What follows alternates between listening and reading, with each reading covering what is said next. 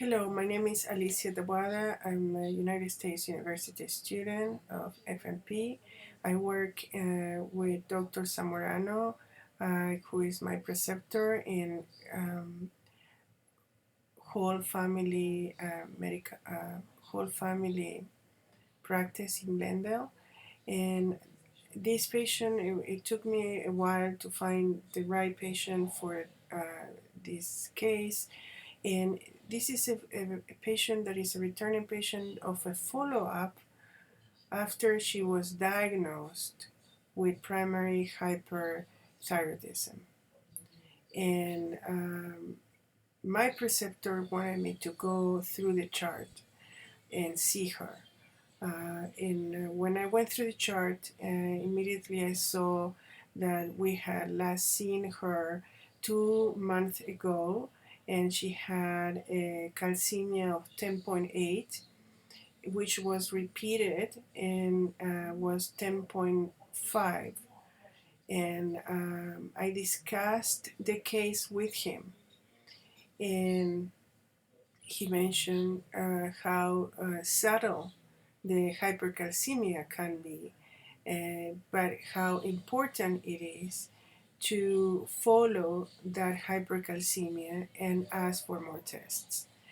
So the patient was seen immediately after the second week that she shows hypercalcemia, and we did the whole body of tests with parathormone, which what happens to be higher. It was 79 picograms. Maximum level is 60. Her vitamin D was normal, and there was no deficiency. And with those, with simple with that biochemistry, we can say that this patient most likely has primary hyperthyroidism. So she was referred to an endocrinologist, which did more testing, more imaging testing, and was found to have the parathormone. One of the parathormone was bigger. Usually it's zero point 0.4. This one was 1.4. So it was 1 centimeter, 1 full centimeter bigger than usual. They go ahead, they take it out.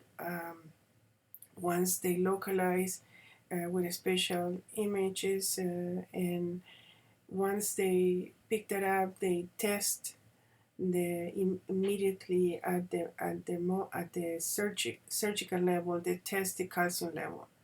If the calcium level decreases once they extirpate, that shows that that's it. That's the one.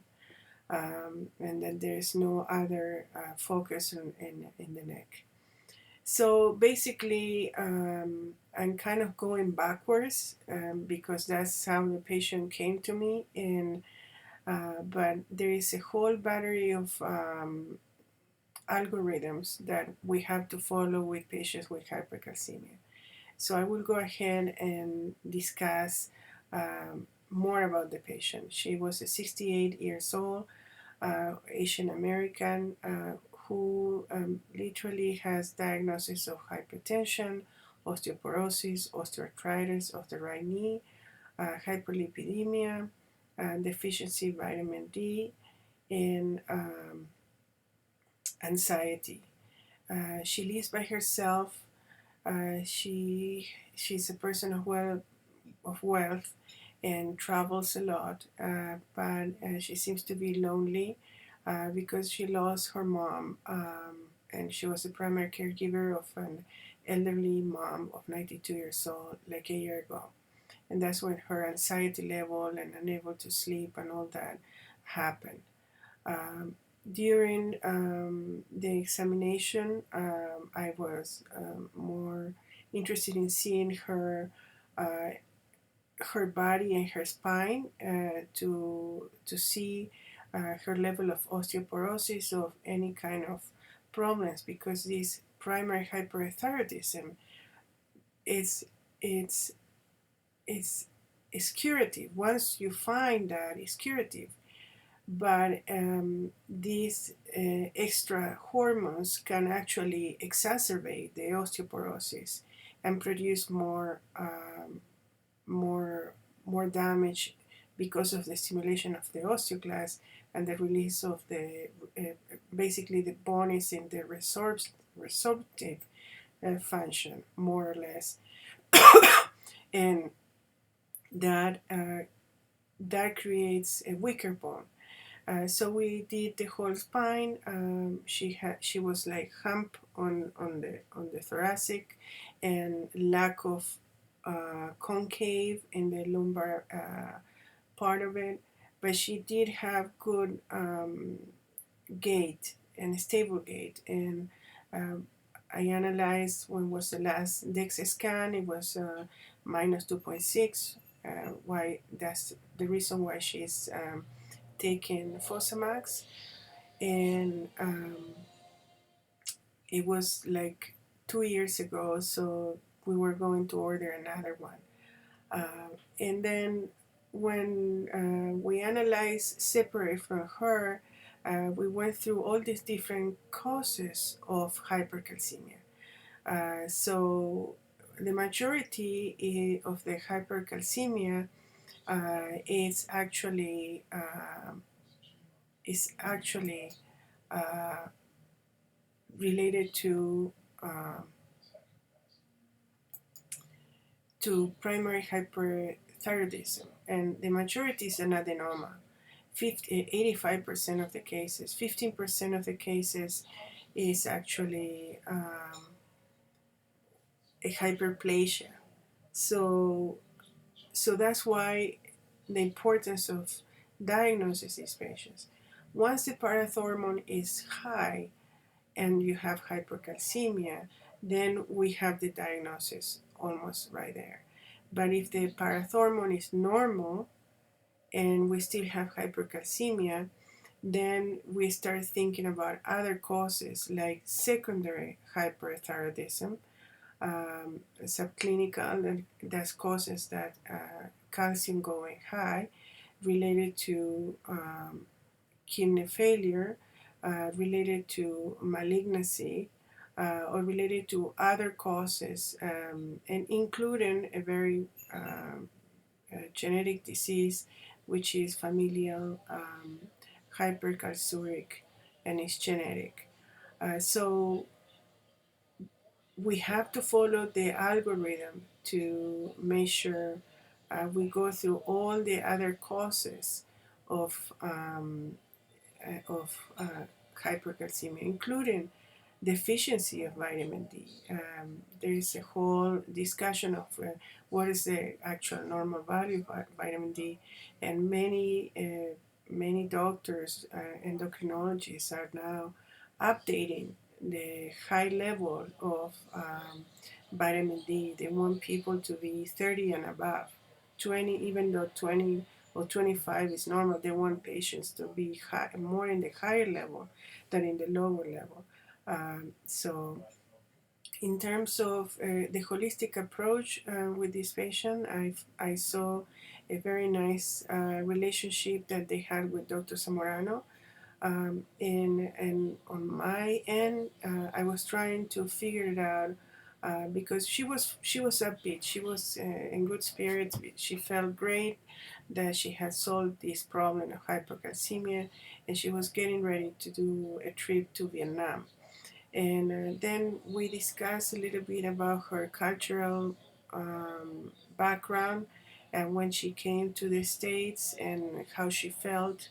We discussed about her belief system to see. I wanted to see if she believed in the Chinese medicine and all of that, and she said no, not at all. She wasn't taken. So all those were more my thoughts and my preconceptions of bias of not understanding her, and she was pretty much very westernized. And then, but I did notice an anxiety level that she had, and pretty much it was more like the loneliness of how to feel her life because her identity was tied up with being a caregiver of her mom, 92 years old, that passed away. And I have to confess that I have these thoughts about the last Oscar movie, and how the Chinese culture revere and uphold the elderly, and how they can be also from the Western side, can be more like a burden, kind of. So I was unsure because I'm Hispanic and she was Asian, and even though she was older than me, it was a moment where I was trying to see where I can relate to her at the human level. So there was that sense, at least on my part, and but she was being taken care of by Dr. Samorano, that knew New York and were talking about all these different restaurants. So she had a very good connection and bond, and she came to him in a very trusting relationship. So I could read all these non-verbal clues of the patient that was very happy with the clinic and with our care, and how she was surprised that two different lab tests could diagnose in this kind of disease, and how easy and fast the service ended up being. And but on my end, it was the understanding of the diagnosis being such a slight change of hypercalcemia, can it means that we can cure at least 40% of this